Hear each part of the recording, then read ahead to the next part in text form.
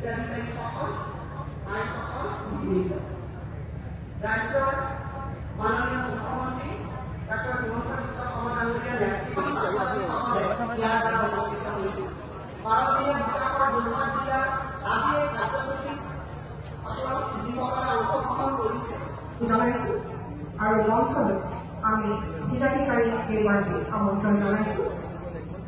মঞ্চলৈ আহিব লাগে শ্ৰীমতী বিস্মিতা গোহাঁই PMFNE আঁচনিৰ অধীনত 20 মূলধন হিচাপে 40,000 টকাৰ চেক তেখেতে অসমৰ মাননীয় মুখ্যমন্ত্ৰী ডাঙৰীয়াৰ হাতৰ পৰা গ্ৰহণ কৰিছে।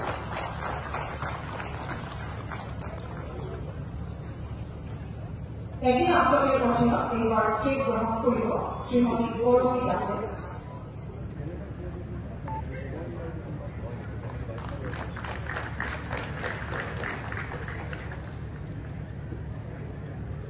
এইবাৰ চেক গ্ৰহণ কৰিব ৰেখজ্যোতি গগৈ কলিতা।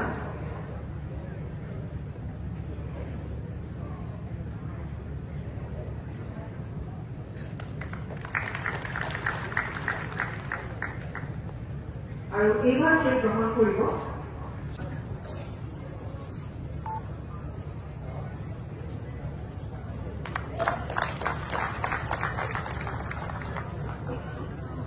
অসম ক্ষুদ্ৰ বিত্ত প্ৰতিষ্ঠান উদগনি আৰু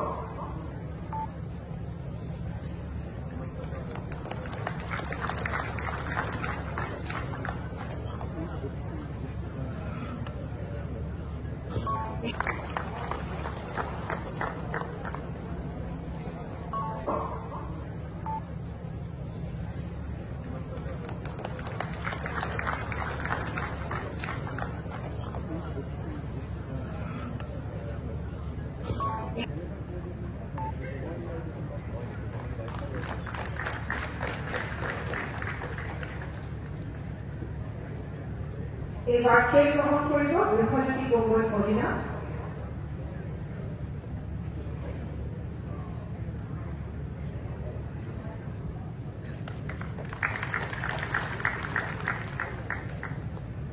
আৰু এইবাৰ চেক গ্ৰহণ কৰিব শ্ৰীমতী পুৰবী বৰা।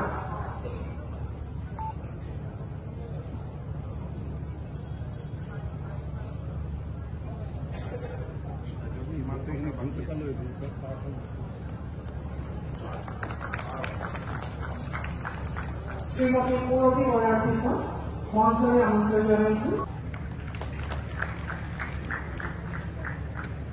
শ্ৰীমতী ববিতা গগৈ ইয়াৰ পিছত মঞ্চলৈ আমন্ত্ৰণ জনাইছো আৰু মঞ্চলৈ আমি হিতাধিকাৰী কেইগৰাকীক আমন্ত্ৰণ জনাইছো। মঞ্চলৈ আহিব লাগে শ্ৰীমতী বিস্মিতা গোহাঁই PMFNE আঁচনিৰ অধীনত 20 মূলধন হিচাপে 40,000 টকাৰ চেক তেখেতে অসমৰ মাননীয় মুখ্যমন্ত্ৰী ডাঙৰীয়াৰ হাতৰ পৰা গ্ৰহণ কৰিছে।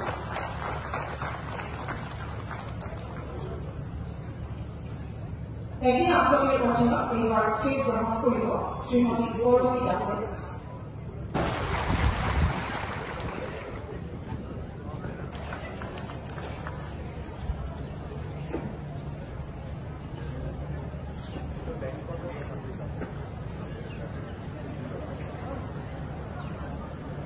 আমি আপনাদেৰ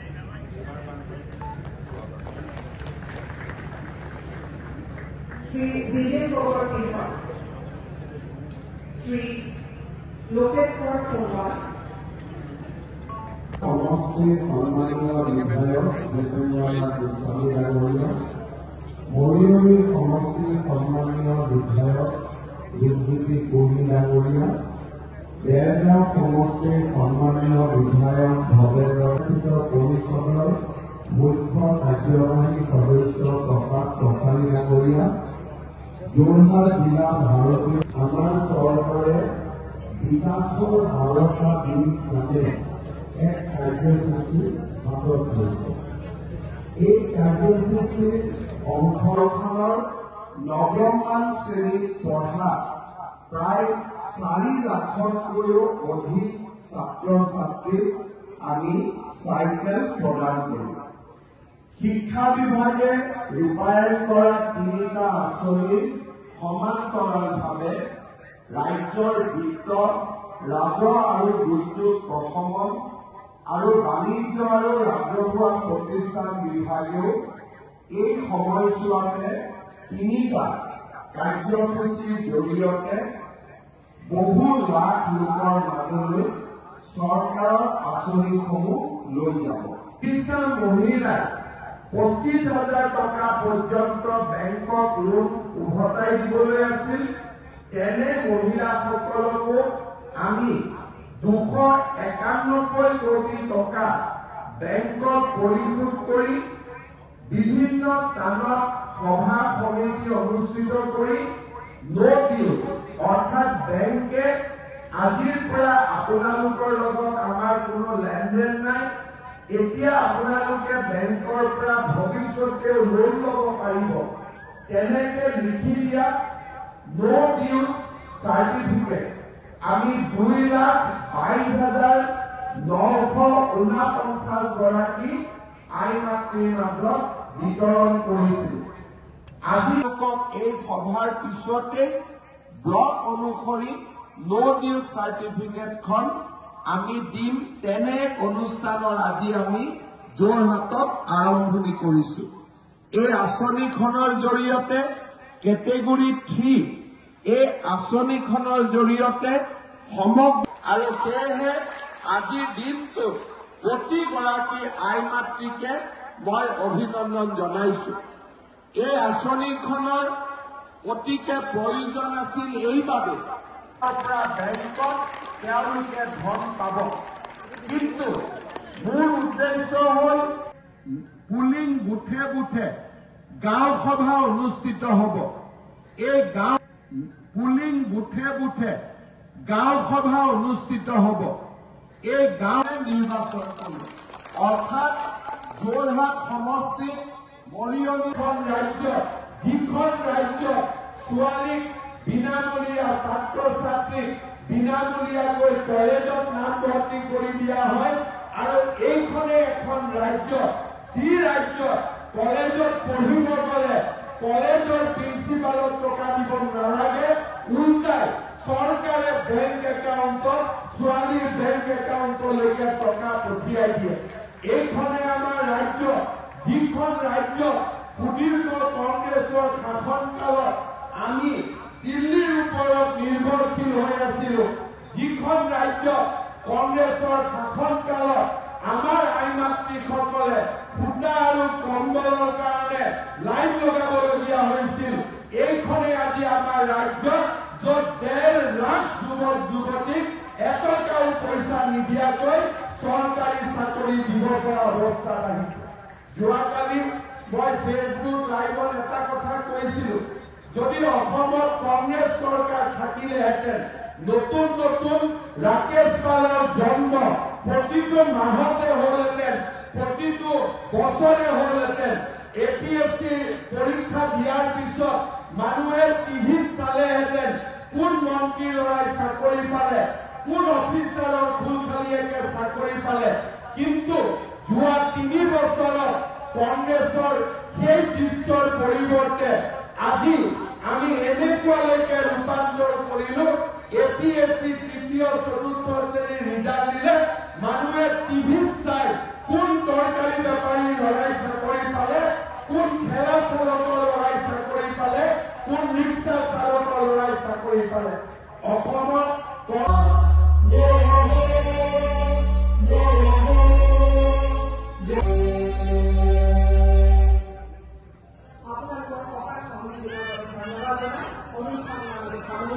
ধন্যবাদ, নমস্কাৰ।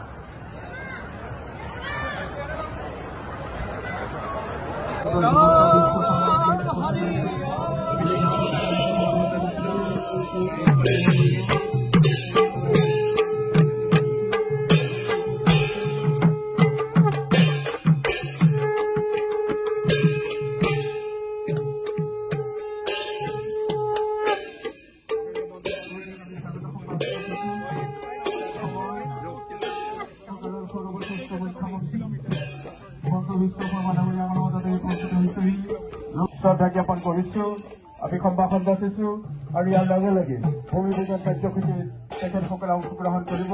মাননীয় মুখ্যমন্ত্ৰী মহোদয়ে ইতিমধ্যে আমাৰ মাজত উপস্থিত হৈ ভূমি পূজাৰ কাৰ্যসূচীলৈ আগবাঢ়িছে। লগতে সন্মানীয় জনগোষ্ঠী আজি সকলোকে এই ভূমি পূজাৰ কাৰ্যসূচীত যি আনুষ্ঠানিকতা আছে আনুষ্ঠানিকতাত অংশগ্ৰহণ কৰিবৰ কাৰণে আহ্বান জনাইছিল। गजानंद भगवान की जय। ओम पवित्र सर्वावस्थांगतो बियाये शबरे पुंडरीकाक्षं शिवाय वेन्द्र पुंडरीकाक्ष पुनार्दो पुंडरीकाक्ष पुनार्दो हरिः ओम स्वस्ति न इन्द्रो विदर्शवाः स्वस्ति नः पूषा विश्ववेदाः स्वस्ति नक्षारक्षो हरिषनेमिः स्वस्ति नो बृहस्पति ददातो पयः प्रतिभां पयो कदीपूकयो दिवन्तरिक्षे पयोधाः पयस्पतिः प्रतिदः सन्तुमयं विष्णोरराटमसि विष्णोः सन्मद्रे पते प्रतिजानीयं स्वान्तावेशो अन्वियो भवान् यत्वे महे प्रतितन्नो दुःखसुसन्नो भवति पदे सञ्चतुष्पदे। ओम मास्तु पुरुषाय नमः लक्ष्मीनारायणाभ्यां नमः।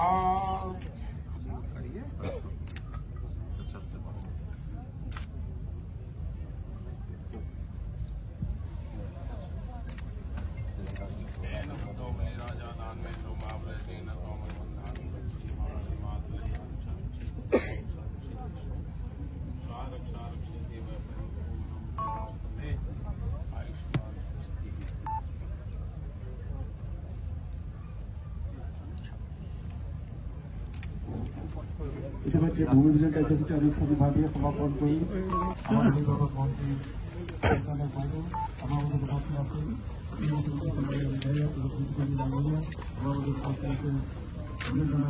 मंगलम भगवान विष्णु मंगलम गुरुदेव मंगलम पुंडरीकाक्ष मंगलाय तनो हरि।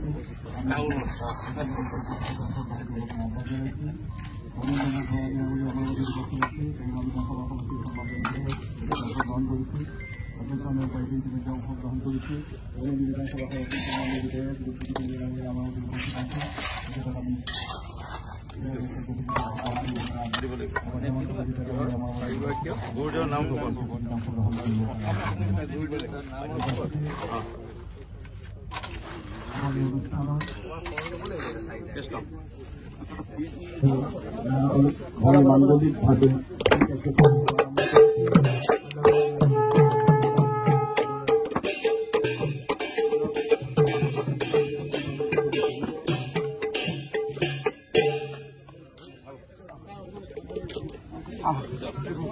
মোচন কৰি আমাক উপকৃত কৰাৰ বাবে অশেষ ধন্যবাদ জ্ঞাপন অসমৰ মাননীয় কাৰ্যসূচী আমাৰ উপস্থিত আছে। মিছন ডাইৰেক্টৰ মহোদয় আমাৰ মাজত উপস্থিত আছে। ইতিমধ্যে আমাৰ কাৰ্যসূচী তেখেতসকলক পৰ্যবেক্ষণ কৰিছে।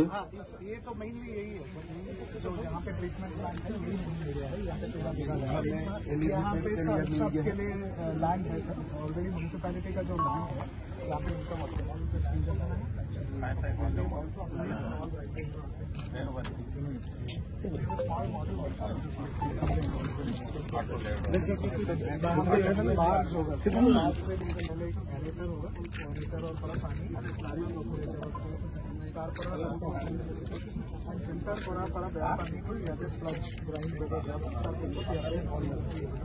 This is a zero discharge plant. And sir, the uniqueness of this project is it will be one of the first 24/7 drinking pumps. So Manu in Mijor, they don't need to invest in any filtration and they will give water whenever they want. So they don't need to build any overhead tank. And it will be আজি বিকাশৰ বাবে 12 দিন এই কাৰ্যসূচীটো যোৱা 11 তাৰিখে আমি গুৱাহাটী মহানগৰীত আৰম্ভ কৰিছিলোঁ আৰু সেই কাৰ্যসূচীৰ অংশ হিচাপে যোৰহাটত আজি আমি 3টা বিশেষ কাৰ্যসূচী ইয়াতে ৰূপায়ণ কৰি ৰাজ্যৰ বিশেষকৈ মহিলা সমাজক আমি উপকৃত কৰিছোঁ। এটা হ'ল যিসকলে মাইক্ৰ ফাইনেন্সত 50,000 টকা পৰ্যন্ত ঋণ লৈছিল আৰু ঋণ উভতাই দিব পৰা নাছিলে। আজি চৰকাৰে তেওঁলোকৰ ঋণ আমি উভতাই দিলোঁ আৰু তেওঁলোকক আজি ইয়াত আমি নো ডিউজ চাৰ্টিফিকেট দিম যাতে ভৱিষ্যতে তেওঁলোকে বেংকৰ পৰা লোন আদি পাব পাৰে আৰু চৰকাৰী আঁচনিৰ পৰাও উপকৃত হ'ব পাৰে। দ্বিতীয়তে যোৱা বিগত বৰ্ষ আৰু যোৱা 23 চনৰ 2023 আৰু 2024 চনৰ প্ৰলয়ংকৰী বানপানীত যিসকলে ঘৰ হেৰুৱাইছিলে, পশুধন হেৰুৱাইছিলে, সাজ পোছাক বাচন বৰ্তন যাৰ আৰ্থিক ক্ষতি হৈছিলে, তেনে ব্যক্তিসকলকো আমি আজি বান সাহায্য হিচাপে সমগ্ৰ অসমতে প্ৰায় 350 কোটি টকা বিতৰণ কৰাৰ কাম আমি হাতত লৈছিলোঁ আৰু যোৰহাট জিলাৰ ক্ষতিগ্ৰস্ত লোকসকলেও আজি ইয়াত উপকৃত হৈছে। ইয়াৰ লগতে যোৰহাট চহৰত বহু দিনৰ পৰা পানী যোগান সম্পৰ্কে ৰাইজৰ অভাৱ অভিযোগ আছিলে।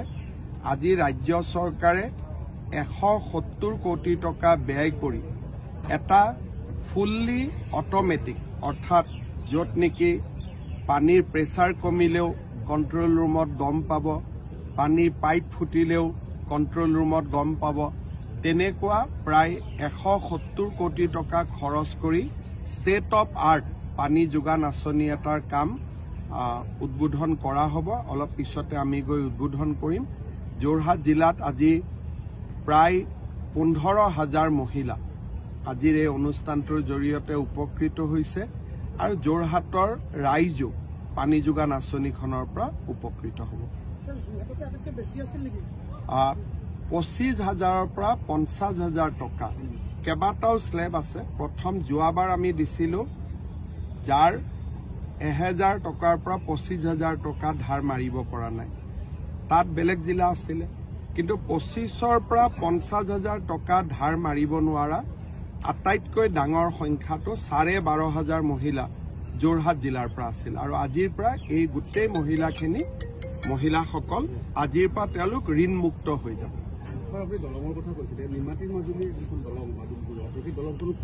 এতিয়া উত্তৰ প্ৰদেশ কৰ্পোৰেশ্যনে দলংখনৰ কাম এৰি দিলে। অহা 20 তাৰিখৰ ভিতৰত দলংখনৰ ফ্ৰেছ টেণ্ডাৰৰ কাৰণে এষ্টিমেট হ'ব। জানুৱাৰীৰ শেষৰ ফালে দলংখনৰ টেণ্ডাৰ হ'ব আৰু মই ভাবোঁ যে মাৰ্চ মাহমানৰ পৰা ফেব্ৰুৱাৰী মাহমানৰ পৰা নতুন কণ্ট্ৰেক্টৰ আহি যাব। এতিয়া ব্ৰহ্মপুত্ৰটো এনেকুৱা এখন নদী, তাত কেতিয়াবা শুকাব, কেতিয়াবা পানী আহিব। নদীখনতো 5,000 বছৰৰ পৰাই আছে। প্ৰত্যেকৰে জীৱনকালত কিবা নহয় কিবা নদীৰ পৰিৱৰ্তন আমি দেখি থাকিম আৰু ব্ৰহ্মপুত্ৰকতো নিয়ন্ত্ৰণ কৰিব কোনেও নোৱাৰে, ব্ৰহ্মপুত্ৰই আমাক নিয়ন্ত্ৰণ কৰি থাকিব। শেষ হৈ যাব। এতিয়াতো ধুমধাম চলি আছে কাম, আপোনালোকে দেখিছে। প্ৰতিটো মাহতে মই ৰিভিউ লৈ আছো আৰু 2025 চনত যেনেকে মই কৈছিলো কামটো শেষ হৈ যাব। মেডিকেল কলেজৰ কথা কৈছে, কিন্তু যোৰহাট মেডিকেল কলেজৰ ইনফ্ৰাষ্ট্ৰাকচাৰ আজি দেখোন সম্পূৰ্ণভাৱে নহয় আৰু বিভিন্ন শেহতীয়াকৈও হৈছে। যোৰহাট মেডিকেল কলেজত ৰাজ্যৰ ভিতৰতে আটাইতকৈ ভাল ইনফ্ৰাষ্ট্ৰাকচাৰ আছে, কাৰণ এখন মেডিকেল কলেজ নতুন মেডিকেল কলেজ। ডিব্ৰুগড়ত যিমান সমস্যা আছে যোৰহাটত ইমান সমস্যা নাই, কিন্তু কিবা কাৰণত যোৰহাট মেডিকেল কলেজখন আৰু ৰাইজৰ মাজত যিটো কমিউনিকেশ্যন সেই তাত গেপ থাকে। যেনেকে গুৱাহাটীত আমি নাইট শ্বিফ্ট চলাওঁ, যেতিয়া ডাক্তৰবিলাক ঘৰত যায়, প্ৰাইভেট ডক্তৰবিলাক আনি আমি নাইট শ্বিফ্ট চলাওঁ। গুৱাহাটীত মানুহে আপত্তি নকৰে, কাৰণ সেইবিলাক স্পেচিয়েলিষ্ট ডক্তৰ, কম খৰচতে মানুহে দেখাব পাৰে। যোৰহাটত ইভিনিং শ্বিফ্ট উলিওৱাৰ লগে লগে ইয়াত আহি গ'ল যে নহয় এইটো ব্যক্তিগতকৰণ হৈ গ'ল। গতিকে কিবা কাৰণত আমি বাকী মেডিকেল কলেজত যিবিলাক বেষ্ট প্ৰেক্টিচ আমি কৰি আছো, ৰাইজ উপকৃত হৈছে। যেনেকে চৰকাৰী ডাক্তৰখিনি জিৰণি ল'ব যোৱাৰ পিছত গুৱাহাটীত আমি ৰাতি 12টালৈকে MRI চলাওঁ, কিন্তু কোনে আহি চলোৱাই? প্ৰাইভেট ডক্তৰবিলাকে আহি চলায়। তেওঁ এক্সপাৰ্ট নহয়, 2টা শ্বিফ্ট, কাৰণ গভৰ্ণমেণ্টতো ইমান নাথাকে 12টালৈকে। আৰু গুৱাহাটীত যি মানুহে লাইনত থিয় হৈ পেলাই দেখুৱাব বেয়া পায়, ৰাতি 9টা বজাত তেওঁলোকে স্পেচিয়েল আহি ডক্তৰক দেখুৱাব পাৰে। স্পেচিয়েল ডক্তৰ দেখুৱালেতো স্পেচিয়েল ফিজো দিব লাগিব। এতিয়া একেবোৰ কাম যেতিয়া আমি যোৰহাটত কৰিব খোজো, ৰাইজৰ লগত কিবা কাৰণত ভুল বুজাবুজি হৈ যায়। যিটো কাম আমি গুৱাহাটীত ক্লিক কৰাব পাৰো, সেই কামটো যোৰহাটত ক্লিক নহয় মই ভাবো কৰবাত নহয় কৰবাত কমিউনিকেশ্যনৰ সমস্যা আছে আজি মই মেডিকেলত যাম কি আছে বুজিব চেষ্টা কৰিম কাৰণ একে অসমীয়া মানুহ একেটা কাম গুৱাহাটীত হৈ যায় ইয়াত কামটো নহয়গৈ কি ৰোগীক পঠাই দিয়া বা পঠাই নিদিয়া তাৰ ওপৰত মই এটা তদন্ত দিছো তাৰ ৰিপৰ্টটো দিছে আজি মোক দিব আৰু এটা কথা আপোনালোকে চাব লাগিব যে যদি কোনোবা ৰেলৱে ষ্টেচন বা বাছ ষ্টেচনত এজন ৰোগী থাকে আৰু ৰোগীজন ভাল হোৱাৰ পিছত মেডিকেল কলেজে তেওঁক ৰাখি থোৱা মানে বেড দুখনটো অকুপাই কৰি ৰাখে গতিকে যোৰহাটত তেনেকুৱা নিশ্চয় মানুহক ৰখাৰ ব্যৱস্থা এটা হ'ব লাগে মেডিকেলত বহুত ব্লেম কৰি এইকাৰণে লাভ নাই কাৰণ মেডিকেলত যদি ভাল মানুহ এজন বহু দিনলৈকে থাকে মেডিকেলৰ বেড দুখনটো অকুপাই কৰিব তেতিয়া হস্পিটেলত প্ৰয়োজনীয় মানুহে চিকিৎসা নাপাব গতিকে মেডিকেল কলেজে কৈছে যে তেনেকুৱা মানুহ যোৰহাট মেডিকেলত বহুত আহে মই ডিচিক কৈছো যে বৃদ্ধাশ্ৰম এটা নিৰ্মাণ কৰক যদি 3 বছৰ 2 বছৰ এবছৰ অচিনাক্ত লোক বা গাৰ্জেনবিহীন লোক আহে বেমাৰী থকা কেইদিন মেডিকেলত থাকিব পাৰিব যেতিয়া বেমাৰ ভাল হৈ যাব তেতিয়া কৰ্তৃপক্ষই কি কৰিব তাৰ ওপৰত কোনো আজিলৈকে আমিও চিন্তা কৰা নাই কাৰণ বাকী মেডিকেল কলেজত এই সমস্যাটো আমি দেখা নাপাওঁ গতিকে মেডিকেলে ভাবিলে যে যেহেতু পেচেণ্টজন ভাল হ'ল য'ৰ পৰা আনিছিল তাত থৈ দিওঁ নহলে আমাৰ বেডখন অকুপাই কৰি ৰাখিব আৰু মেডিকেলততো বেড অকুপাই কৰি ৰখা মানে কোনোবা এজন দুখীয়া মানুহে আকৌ বেড নাপাব সেইকাৰণে যোৰহাটত নিৰাশ্ৰয় মানুহৰ কাৰণে যেনেকে ৰেলৱে ষ্টেচনত পালো বাছ ষ্টেচনত পালো মেডিকেলত লৈ আহিলো 7 দিন ট্ৰিটমেণ্ট হ'ল 10 দিন ট্ৰিটমেণ্ট হ'ল মানুহজন ভাল হ'ল ভাল হোৱাৰ পিছত আমি মানুহজনক ক'ত ৰাখিম তাৰ আশ্ৰয়স্থল এটা যোৰহাট জিলা প্ৰশাসনে বা যোৰহাটৰ ৰাইজে এটা তেনেকুৱা আশ্ৰয়স্থল নিৰ্মাণ কৰিব লাগিব আজি যদি 3 বছৰ কোনোবাই মেডিকেল কলেজত থাকে মেডিকেল প্ৰশাসনকো আমি কেতিয়াও এছঅপি দি থোৱা নাই আমাৰ সিম্পল এছঅপিটো হ'ল যে ভাল হোৱা দিনাখন আপুনি মানুহজনক বিদায় দিব ক'ত বিদায় দিব মানুহজনোতো নাযাব তেওঁতো থকা ঘৰো নাই সেইকাৰণে যোৰহাটত আশ্ৰয় শিবিৰ এটাৰ প্ৰয়োজন আছে আৰু মই ভাবো যে যোৰহাটত বিভিন্ন স্থানত আমি ভাড়াঘৰ এটা লৈ তেনেকুৱা আশ্ৰয় শিবিৰ এটা আৰম্ভ কৰিব পাৰো যোৰহাটৰ সদাশয় ৰাইজ আৰু জিলা প্ৰশাসনে লগ লাগি এই কামটো কৰিব পাৰে গতিকে ব্লেম দিয়াত কৰি সমাধান কি হ'ব পাৰে তাৰ বিষয়ে আমি আলোচনা কৰা উচিত আধাৰ কাৰ্ডত যে নতুন এটা নিয়ম দিলে আৰু এই কথাটো আপুনি কিহৰ কাৰণে আমাৰ প্ৰত্যেক দিনাই নতুন নতুন বাংলাদেশী অসমত সোমাই আছে না আমিতো প্ৰতিদিনাই ধৰি আছো কিন্তু সকলোকে যে ধৰিছো আমিতো গ্যাৰেণ্টি দি ক'ব নোৱাৰো মানে ধৰক আপোনালোকে মোৰ টুইটাৰত দেখা পাব যে কৰিমগঞ্জ সীমান্তত আমি প্ৰতিদিনেই কেতিয়াবা 3 জন কেতিয়াবা 12 জন কেতিয়াবা 16 জন বিদেশীক আমি ধৰিছো কিন্তু সকলোকেতো আমি ধৰিব পাৰিম সেইটোতো নাজানো অসমত সোমাই আহিলে ৰেচন কাৰ্ড এখন ললে আধাৰ বনাই দিলে তেওঁতো ভাৰতীয় নাগৰিক হৈ গ'ল কিন্তু যেহেতু আমি এনআৰচিখন বনাইছিলো তাৰ এটাতো সুফল আমি পাব লাগে এতিয়া আমি একসেপ্ট বা ৰিজেক্টলৈকে যোৱা নাই অন্তত আপুনি এনআৰচিত আবেদন কৰিছিলে সেই প্ৰমাণটো পালে 14ৰ পিছত সোমোৱা মানুহখিনিয়ে আধাৰ পাব নোৱাৰিব সেইটো কাৰণে আমি এই ব্যৱস্থা কৰিছো যাতে জাতিটোক সুৰক্ষিত কৰিব পাৰি কালি বল দিয়া देखिए वो जो हम लोग सब चिंतित है अभी भारत का फॉरेन सेक्रेटरी भी ढाका में गए थे चर्चा शुरू हुए हैं मैं विश्वास करता हूं कि मोदी जी अपना तरीका से इस स्थिति को सुधारने में कामयाब हो जाए এতিয়ালৈকে একো প্ৰভাৱ পৰা নাই যেতিয়া বাংলাদেশত প্ৰভাৱ পৰা আৰম্ভ হ'ব তেতিয়া দেখা যাব কিন্তু বৰ্তমানলৈকে অসমত তাৰ কোনো প্ৰভাৱ পৰা আমি দেখা নাই এটাই খালি যে যি ভিডিঅ' ওলাই আছে ফেচবুকত দেখা পাই আছে তাৰ মানুহবিলাক দুখিত হৈ আছে দুখ পাইছে মনত যে হিন্দু মানুহৰ ওপৰত কিয় ইমান অত্যাচাৰ হৈছে কিন্তু তাৰ কোনো প্ৰভাৱ অসমত এতিয়ালৈকে আমি একো দেখা নাই মোৰ কাম নেডাৰ চেয়াৰমেন হিচাপে মইতো উত্তৰ পূৰ্বৰ ছুপাৰ চিফ মিনিষ্টাৰ নহয় গতিকে মই অসমৰ ভিতৰত যি হয় সেইটোৱে চাব লাগে স্যাৰ এতিয়া আপনি যেটো পথে ভূমি পূজন কৰিবলৈ যাব খুব উত্তৰ পূৰ্বাঞ্চলৰ খুব গুৰুত্বপূৰ্ণ পথ স্যাৰ সেই পথটো বাইপাছৰ পৰা 1 কিলোমিটাৰমান বিগত 10 বছৰ একেবাৰে অৱস্থা নাই এতিয়া স্যাৰ আপুনি যাব বুলি অকমান মনচিন কৰা হৈছে কিন্তু স্যাৰ আপোনাৰ ডিষ্ট্ৰিবিউটৰ হলে এতিয়া ভাল হৈছেতো তেনেকুৱা বেয়া ৰাস্তাত মোক মাতি থাকিব মই গৈ থাকিম মাজে মাজে ভাল হৈ থাকিব